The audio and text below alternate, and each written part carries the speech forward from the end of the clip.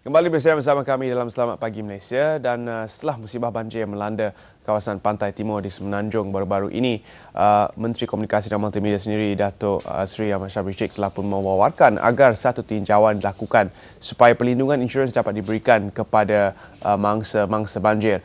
Tapi telah pun ada ataupun tersedia untuk mereka yang merupakan peminjam daripada perbendaharaan kerajaan satu skim insurans yang mungkin boleh dirujuk sebagai skim yang boleh membantu golongan yang terlibat sebagai mangsa banjir pada kali yang seterusnya yang mungkin akan melanda kawasan yang sama, iaitu Pantai Timur, pada setiap hujung tahun ataupun setiap kali tibanya monsun timur laut. Dan untuk perkiraan insurans dan bagaimana ia dilaksanakan pada peringkat kerajaan, kita bersama dengan dua orang tetamu saya. Kita ada Puan Norshima Abdul Wahab, Setiausaha Bahagian Pinjaman Perumahan, Kementerian Kewangan Malaysia. Terima kasih kerana bersama kami. Dan juga Encik Sendeli Sebli, iaitu Timbalan Setiausaha Bahagian Pinjaman Perumahan juga di Kementerian Kewangan Malaysia. Terima kasih kerana bersama kami.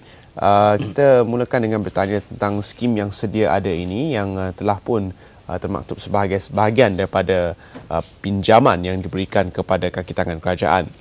Jadi mungkin Encik Sendeli boleh terangkan sedikit bagaimana skim ini berfungsi.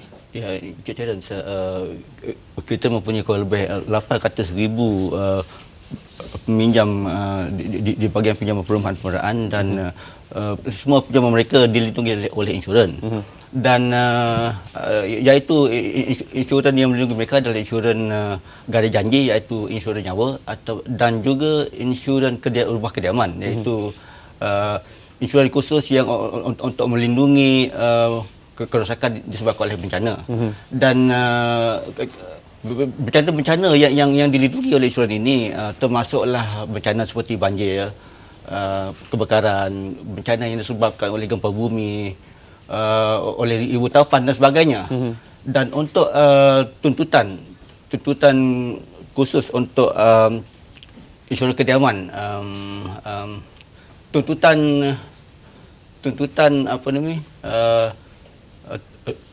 meliputi kerosakan kepada struktur rumah, termasuklah kerosakan kepada dinding, kepada lantai, kepada bumbung dan sebagainya, dan in fact kepada keseluruhan kerosakan kepada rumah disebabkan oleh banjir. Dan insurans ini juga melindungi jika tong air pecah. Dan juga ia juga meliputi belanja hotel dan juga sewa rumah yang perlu ditanggung oleh peminjam bagi rumah yang dilindungi oleh insurans tadi. Dan untuk tujuan ini, Kementerian Kewangan telah melantik tujuh syarikat insurans sebagai pelayanan insurans, dan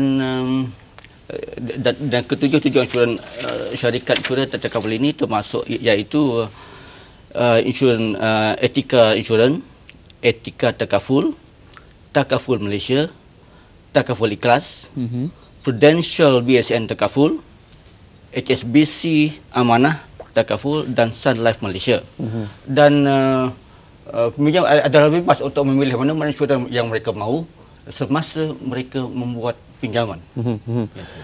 Dan selalunya apabila kita berbincang tentang insurans, kita akan kaitkan dengan pembiayaan polisi tersebut. Adakah ia sudah pun termaktub dalam pinjaman mereka sebagai satu bayaran sedia ada, ataupun ada bayaran tambahan yang perlu dilaksanakan? Apa yang berlaku ialah kita akan masukkan amount insurans yang perlu dibayar itu sebagai sebahagian daripada pinjaman perumahan, dan peminjam perlu membayar balik insurans ini melalui potongan gaji. Jadi sudah pun sedia ada dan mungkin boleh dirujuk untuk mereka yang mengambil pinjaman daripada bank-bank persendirian. Dan musibah banjir ini yang melanda kawasan-kawasan di Pantai Timur sudah pasti merupakan suatu yang berlaku saban tahun.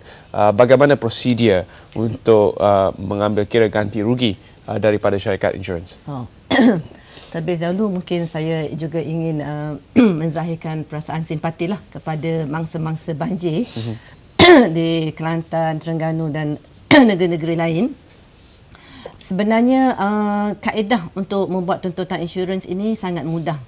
Dan kita di bahagian pinjaman perumahan juga telah pun mengadakan mesyuarat dengan semua syarikat-syarikat insurans yang telah dilantik oleh Kementerian Kewangan bagi memudah cara bagi kita punya peminjam yang terlibat dengan banjir untuk buat tuntutan. Langkah pertama, apabila peminjam balik ke rumah kediaman mereka, mereka sebaik-baiknya mengambil gambar keadaan rumah, kerosakan dan sebagainya. Dan kalau seboleh-bolehnya jangan dibuat kerosakan itu jangan dibaiki dulu, oleh sebab seboleh-bolehnya menghubungi selepas melihat kerosakan, menghubungi pihak insurans yang berkenaan dan menunggu penaksir datang. Oleh kerana jika telah dibuat pembaikan, kemungkinan penaksiran tu kurang tepat. Jadi kita sebenarnya nasihatkan, sebab biasanya penaksir daripada insurans akan tiba dalam tempoh 2 hingga 3 hari. Jadi it is agak cepat jugalah. Jadi sekiranya dan selepas penaksiran, and then peminjam bolehlah membaiki rumah ataupun sebagainya.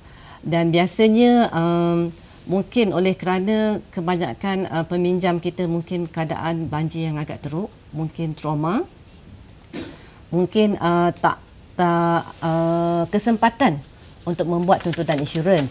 Tapi sebenarnya pada pendapat kita, bagi peminjam-peminjam di kalangan pejabat awam yang mengambil pinjaman kerajaan, sebenarnya tuntutan insurans mungkin bantuan yang agak paling cepat boleh diperolehi untuk membaiki rumah mereka. Oleh kerana biasanya selepas penaksiran, syarikat insurans biasanya boleh membayar pampasan dalam tempoh 2 hingga 4 minggu sahaja, ataupun mungkin lebih cepat daripada itu. Selalunya apabila kita berbincang tentang bencana dan insurans, syarikat-syarikat insurans sebelum ini mungkin mengeluarkan satu kenyataan act of God, sukar untuk menaksir bagaimana perkiraan ganti rugi. Tapi bagaimana ia boleh diyakinkan syarikat-syarikat, 7 syarikat yang disebutkan tadi, untuk menjadi sebahagian daripada satu skim insurans yang menyeluruh untuk semua peminjam kaki tangan awam? Bagaimana mereka diyakinkan? Setakat ini, satu, sebab kita memang mempunyai hubungan yang baik dengan panel-panel insurans kita. Dan untuk banjir ini memang dalam kita punya perjanjian dengan peminjam pun, memang insurans sememangnya it is a routine macam untuk mereka-mereka yang terlibat di kawasan-kawasan banjir. Tuntutan insurans daripada syarikat insurans akibat kerosakan oleh banjir ini adalah sesuatu yang rutin, dan setakat ini tidak pernah lagi peminjam yang membuat aduan kepada pinjaman perumahan bahawa mereka menghadapi masalah untuk mendapatkan tuntutan pampasan. Setakat ini sudah berapa ramai yang menuntut ganti rugi setelah musibah banjir telah melanda kawasan Pantai Timur? Setakat ini anggaran 400 orang, tetapi kita jangkakan bilangan ini masih kecil. Mungkin macam kita katalah, kalau di Kelantan itu kita lihat kerosakan tu agak sangat teruk, mungkin peminjam belum mendapat ketenangan fikiran untuk membuat tuntutan. Dan untuk membantu itu, bahagian pinjaman perumahan telah pun mengedarkan poster-poster ya, untuk memberi peringatan kepada peminjam-peminjam kita supaya segera membuat tuntutan insurans. Dan selain daripada itu, apakah nasihat yang mungkin boleh diberikan kepada mereka yang pada ketika ini mungkin dalam situasi di mana rumah mereka tinggal sebatang kara, mereka masih lagi di pusat penempatan ataupun di kawasan-kawasan perumahan sementara yang dibina untuk mereka.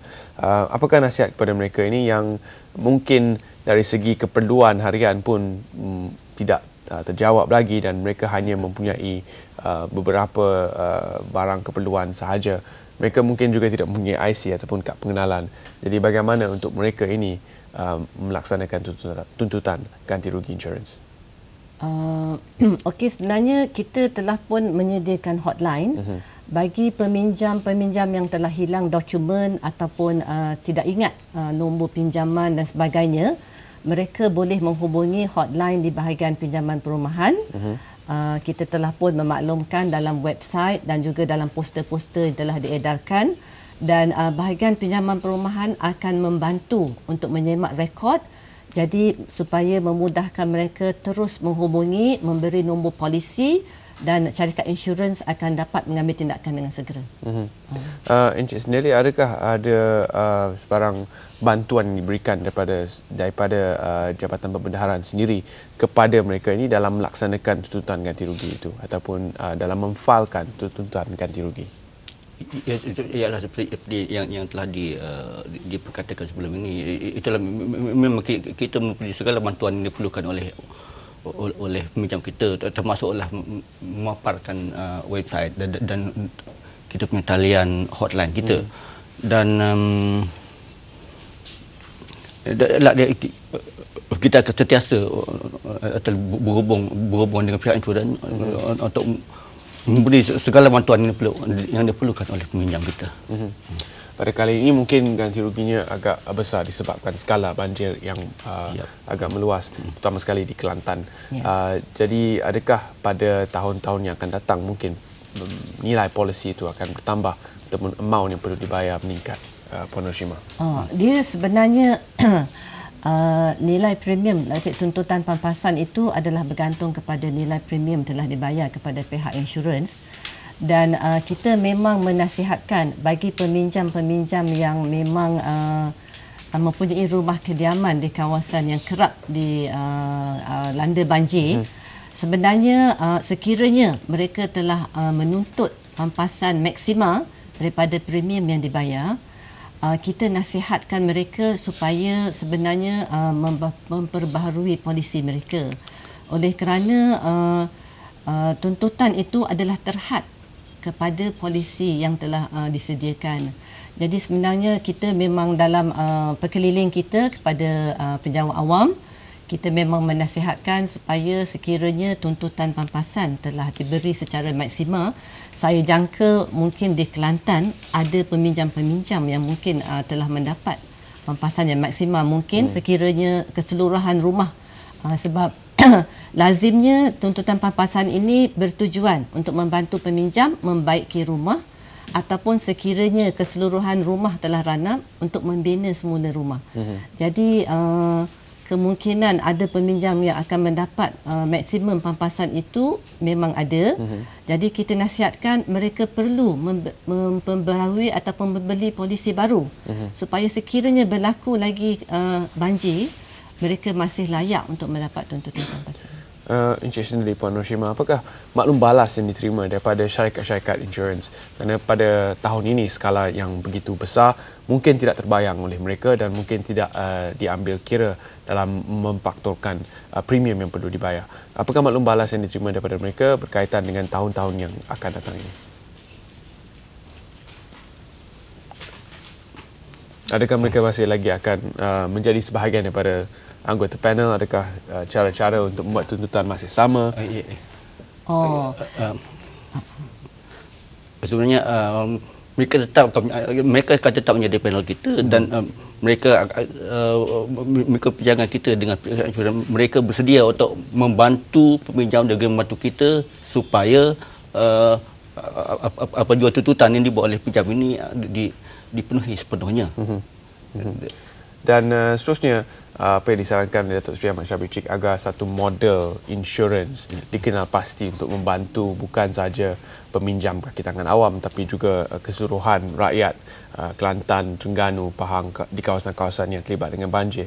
Apakah model yang digunakan oleh pihak kerajaan di Kementerian Kewangan boleh diambil kira oleh semua pihak agar lebih menyeluruh bantuan yang diberikan menerusi skim insurans? Puan Noshima. Saya berpandangan perkara ini memang boleh dilaksanakan kalau mengikut model sebab bagi pinjaman daripada penjawat awam sememangnya perlindungan insurans ini adalah diwajibkan. Cuma kemudahan kepada penjawat awam, bayaran premium sebenarnya dimasukkan ke dalam jumlah pinjaman. Mungkin tidak mendatangkan beban keuangan kepada mereka lah. Tetapi pada rakyat-rakyat yang lain, saya berpandangan terutamanya bagi kawasan yang kerap dilanda banjir, sememangnya sepatutnya menggunakan model yang sama. mengambil premium untuk perlindungan bagi rumah kediaman mereka, mungkin berdasarkan, dan nilai premium mungkin boleh dirundingkan berdasarkan harga ataupun nilai rumah masing-masing. Tetapi sekurang-kurangnya memberi jaminan apabila rumah mereka rosak ataupun terus musnah, mereka akan mendapat pampasan segera. Maknanya the first assistance you akan dapat daripada insurans. Difahamkan untuk pinjaman biasa ada MRTA, Mortgage Reduction Term Assurance. Yes. Selalunya, adakah MRTA ini mengambil kira banjir ataupun bencana alam? Selalunya. Untuk MRTA sebenarnya insurans ini hanya melindungi nyawa peminjam. Maksudnya dia akan melindungi bagi peminjam yang Meninggal dunia. Bagi peminjam yang meninggal dunia sebenarnya. Jadi dia tidak ada kaitan dengan perlindungan untuk bencana seperti banjir. Jadi ini yang perlu fahami oleh para peminjam sebenarnya, bahawa MRTA ini sebenarnya hanya melindungi anda dan harus ditambah mungkin premium yang diperlukan untuk melindungi harta benda daripada bencana. Terima kasih kerana bersama kami dalam Selamat Pagi Malaysia, dan kepada mereka yang telah pun membuat tuntutan, anda hanya perlu tunggu 2 hingga 4 minggu seperti yang disebutkan tadi, dan kepada yang belum lagi melaksanakan tuntutan, hubungi talian hotline tertera di skrin dan segerakan tuntutan anda.